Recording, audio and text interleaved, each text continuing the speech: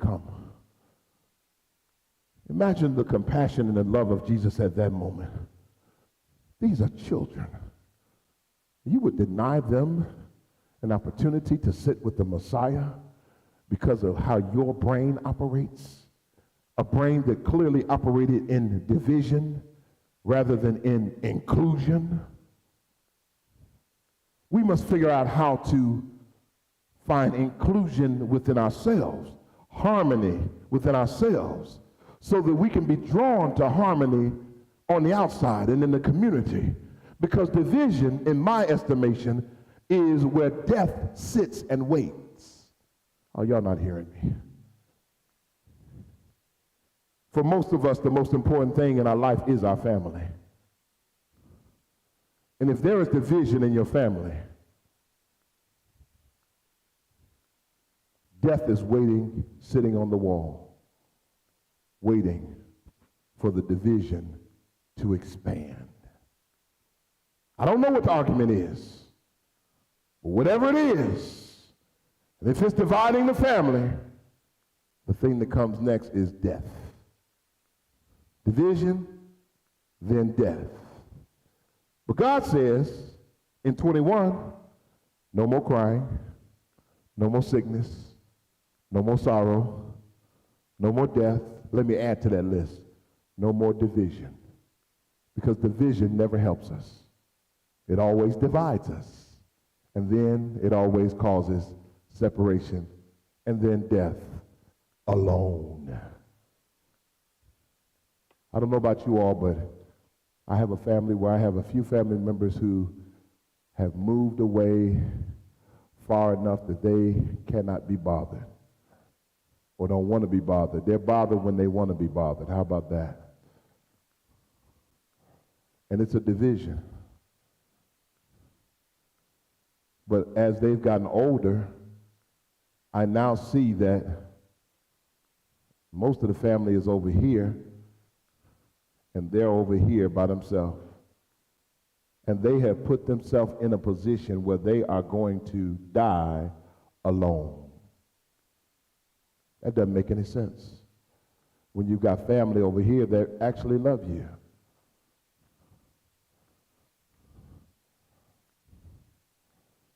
Don't let division rule the day. Eliminate the division. Even if you can't eliminate it, work on it. I'm telling all my business today, but I don't have anything else to do.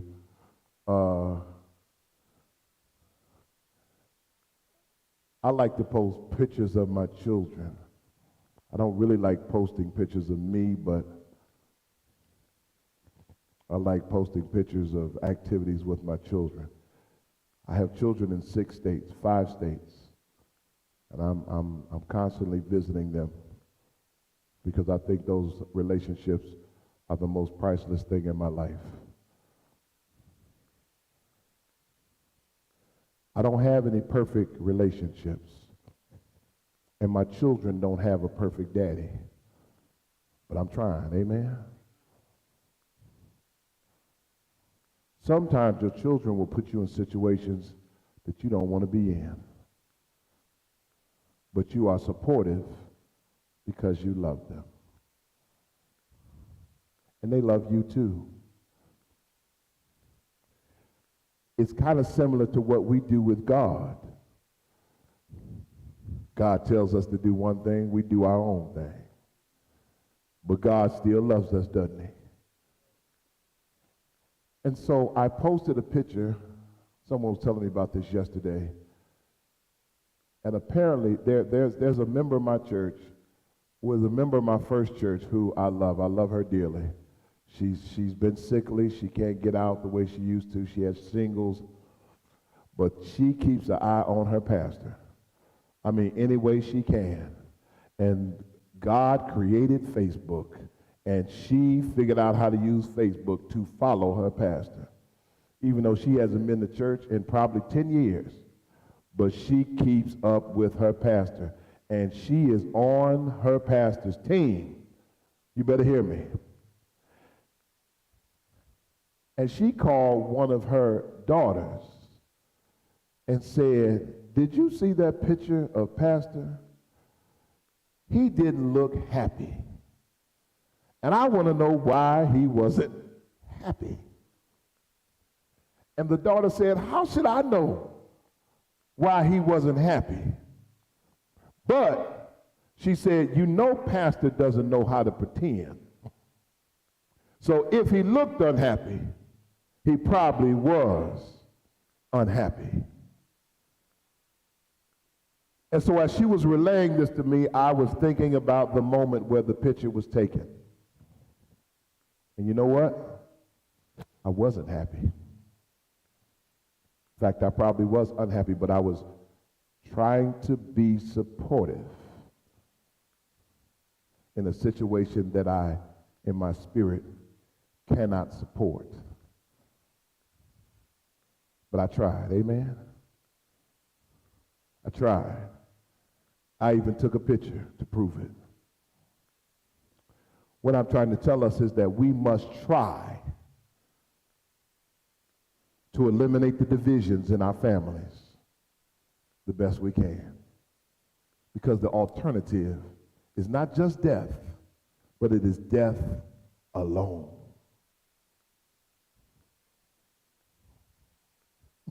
I hope that makes some sense to somebody. Now, I want to look at our identity, because these texts identify, and you can take that down if you have it up. These texts identify the tribes. It doesn't say which tribes. It doesn't say the 12 tribes of Israel. It doesn't say the tribes of Jacob. It says the tribes. And they're identified only by the jewel. They're identified by sapphire, chalcedony, emerald, sardonyx, sardius, chrysolite, beryl, topaz, chrysoprasus, jacinth, amethyst, and jasper. That is their identification. That is their color. That is their color when they are in right relationship with Jesus. Here's what I need to say. You only have color when you're in right relationship with Jesus. Because if not for the light, those gems have no color. I'm saying the same thing for you. You can only be your best when you're in right relationship with Jesus. If you're not in right relationship with Jesus, you can do some things, but you cannot do your best. Jesus only specializes in the best. Remember Cain and Abel. The issue was that Cain brought an offering that was not his best. Abel brought an Abel offering. He was blessed. He had the best of everything. God does not do mediocrity. When you're in right relationship with Jesus Christ, you are inspired to do your very best. Your rhythm is better. Your vibrations are better. Your energy is better. Jesus Christ is the light of the world. I want us to see today that here in this text, you have an identity. Now, let me I'm running out of time, so let me make two distinctions, two comparisons. How are you identified in the world? As opposed to how are you identified in God's Spirit? How are you identified in the world, Sister Isom? How are you identified in the Spirit? If we think about how we're identified in the world, go ahead. Through God, that's how you identify? Oh.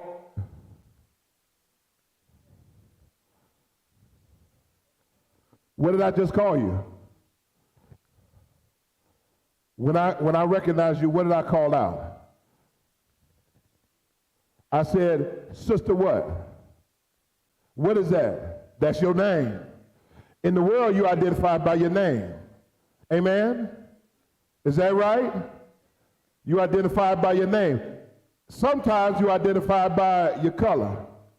Sometimes you're identified by your economic background. Sometimes you're identified by your geographical place of birth. But pray with me. Pray with me. I'm putting this out here like a brick. I need y'all to pray with me, because we facing powers and principalities. Now it is coming to a point where, 1 minute, we are being, I'm dropping a bomb, we're going to quit. It is coming to a point where we are now being identified by our sexuality. Ooh. LBGTQRSTUV.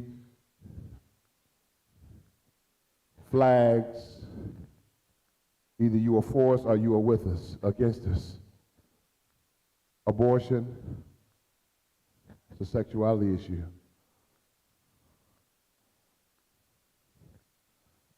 I'm leaving the radio right on that. I come back, but thank God we still here. We are now not being identified by our color. We are being identified and divided by our sexuality. I have not went to a minimal amount of places where someone will rise up and say, I am openly gay. They don't care about your color, your gender, economic background, or political affiliation. I am openly gay. Well, if I follow that mindset, I should rise up and say, I am openly heterosexual. I'll add a log to the fire. Some of you all know Queen Latifah, the rapper and the actress. She declared a few years ago, she said, black is the new gay. And at the time, I said, she's crazy. But now I realize that she knew the language and I didn't. We are no longer identified by our blackness. Slavery is no longer a reality. Slavery is now being called in our textbook involuntary servitude. Y'all ain't hearing me.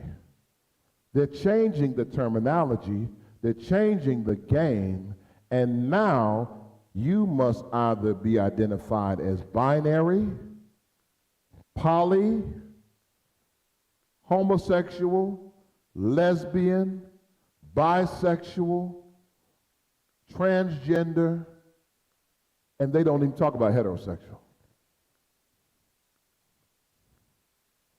We are not fighting against flesh and blood, but against powers and principalities. And we are now being identified by our sexuality. Y'all not hearing me. I had an encounter with a young girl about less than a week ago. Beautiful girl. She was another girl who declared to me that she was African. Light skin, long hair, looked like she was from the Middle East. She said, I'm an African. I'm from one of the African countries. I'm an African. Another person came into the dialogue. As we dialogued, the person accidentally mentioned something about lesbians. The little girl's light came on. Lesbians? And I looked, because I didn't know what had just happened. She said, that's me, that's me, that's me. I said, wow. Forget Moroccan, forget African, forget female. She was more excited about being a lesbian than anything else. And she went on to tell me, oh, you don't understand. I said, well, what do you call gay men? She said, we call them Achilles. I said, what? Achilles had a gay lover, according to her. I said, I never knew that. I said, well, what do you call gay women? I'm trying to learn. She said, we call them Sabbathians or something. I said, where'd that come from? She said, the Greek. I said, wow. And I slowly began to realize that my blackness was being pushed to the rear. And the only thing that identifies me now is my sexuality, which ain't nobody's business. Huh? Ain't nobody's business. But when you live in the flesh and not in the spirit, when you take the truth of God and turn it into a lie and justify it, the language changes, the rules change, the identification changes. Now we have strong, black, muscle-bound men who wear hair like women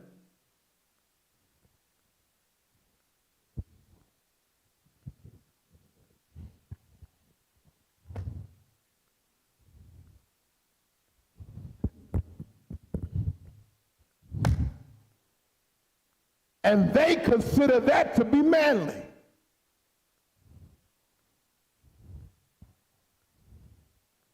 And for those of us who may not agree, we are declared homophobic, which means that you are scared. I'm not scared. I'm disgusted, but I'm not scared.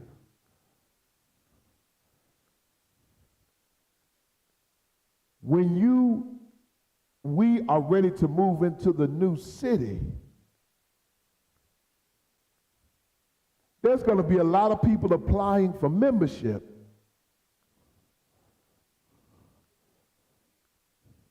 That we're going to have to wait on the Lord to decide, amen? Because I'm not going to do what white folk did to us. I'm not going to say you're out based on your color. I'm not doing that. My God is a God of kindness, mercy, and grace. We're all God's children. We all make mistakes. But there's going to be some ordering happening. God's going to do some ordering. Thank God I'm not in charge. Amen?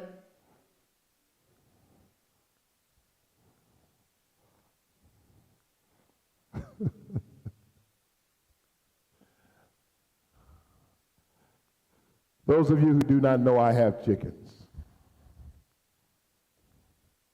We have a chicken coop right outside. I'm surprised they're probably hungry. That's probably not why they're not making no noise. Every now and then the chickens come around the front. So I've heard reports from neighbors and the like. They say, Pastor, we see a chicken every now and then out in front of the church.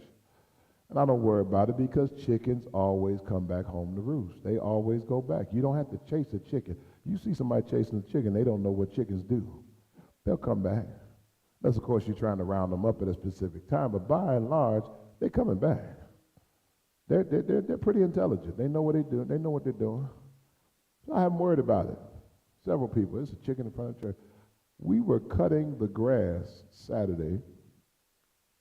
The grass is a frustration of mine because we have a lot of grass, and I like to keep it nice. But the riding mower broke down. So that put us back 3 weeks. Well, during those 3 weeks, it kept raining, the grass kept going, so forth. Finally got the lawnmower back, and we had to cut it section by section because you had to cut it twice because it was so high. Saturday, we finally caught up with the grass. Amen. So now we could do some trimming.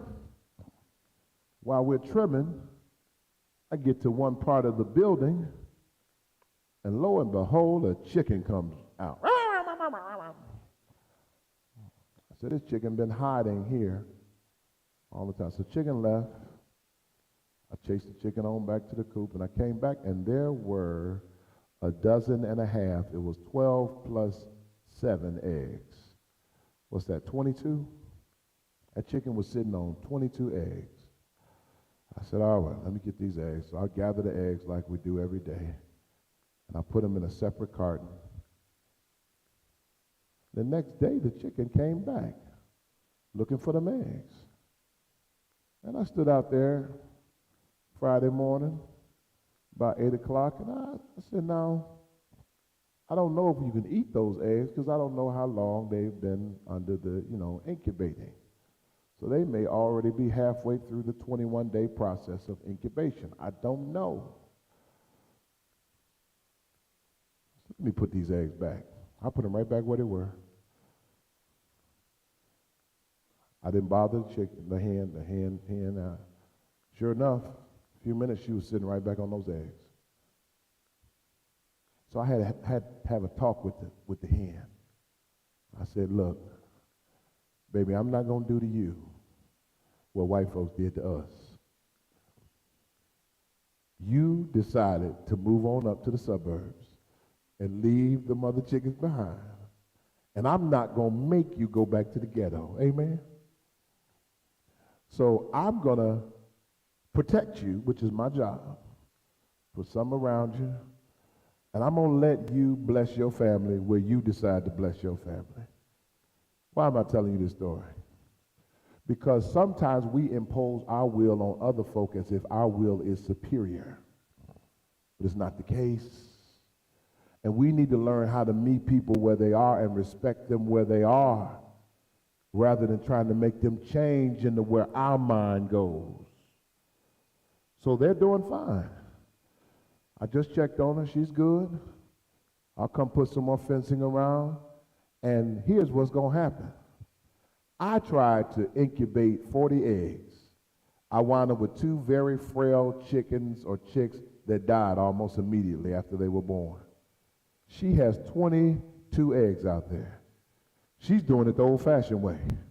So if I wait a couple more weeks, I'm going to have what I was trying to do on my own. The Lord does it his way. I do it my way. My way didn't work. The Lord's way is going to work.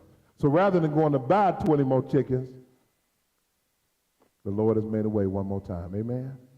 We have 5. So I'm trying to say that God is preparing this place for us, but there is a good chance that we are not ready because we have let the world corrupt our mind and our spirit and our thinking, our praying, our expectation, our walk, our faith is confused. Thank God it doesn't take long to get it unclogged and unconfused. All you have to do is focus on what God has done for you. I'm done with this. I got at least a 4-minute story. Heard a story this weekend from a man. Well, let me say this.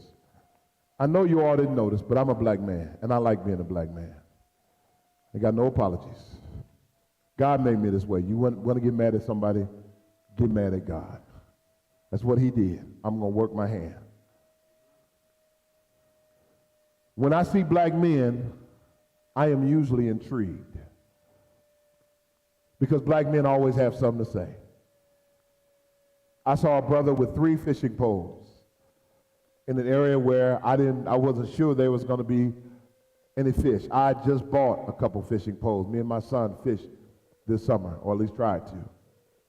And so I figured that he had something to tell me to improve my fishing game. Amen? Oh boy, was that the understatement of the year. I went over and I sat with him. As it turns out, he had a grandfather. He asked me my name. I had on a sweatsuit. He asked me my occupation. I was walking my dog. He said, what do you do? And I told him, I said, I'm a pastor. What's your name? I said, Sanders. He said, that's interesting.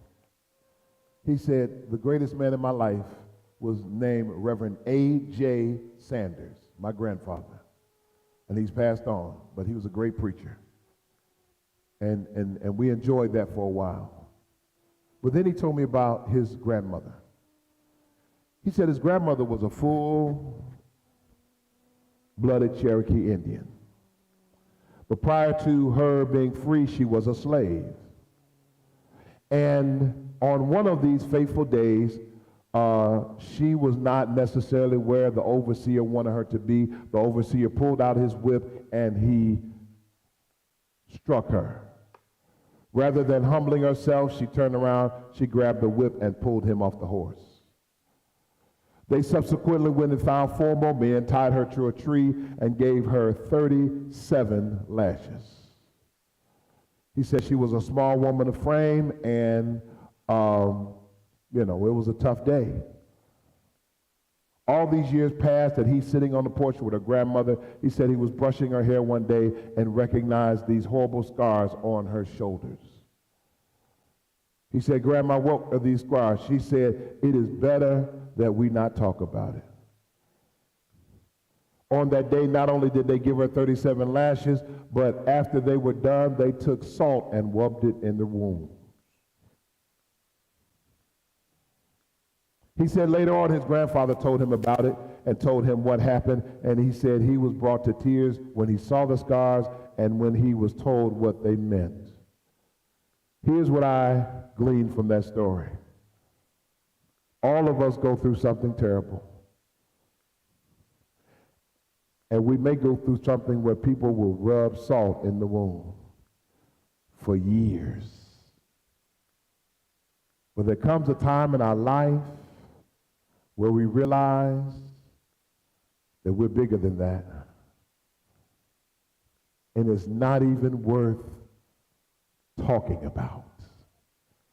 Because we have the gift of forgiveness. We have the gift of peace. And you know what? We're still in the race.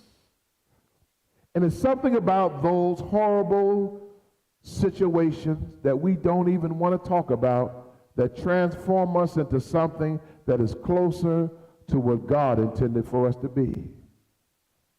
Hear me now. They intended to break that woman and kill her spirit and kill her body on that day. But they didn't. They didn't. She got married. She had children. She had grandchildren. She became a homeowner. She got educated. She met the Lord. And she lived a full life. And one day she sat on the porch with her grandson while he stroked her beautiful hair. Ain't God good? Ain't God good? Won't God bring you through some stuff? God will bring you through some stuff so good that you'll be like Daniel, Shadrach, and Abednego. Well, they say a bad Negro. Shadrach and a bad Negro. When they went in the fiery furnace, word says they didn't even smell like smoke. I came by to tell somebody that God is trying to do you like them chickens and that grandmama. He's trying to move you on up. Moving on up just like the Jeffersons. Moving you on up. And the only person in the way is you. Get out of your way. New Jerusalem is coming. I hope that you are ready because it's not coming tomorrow.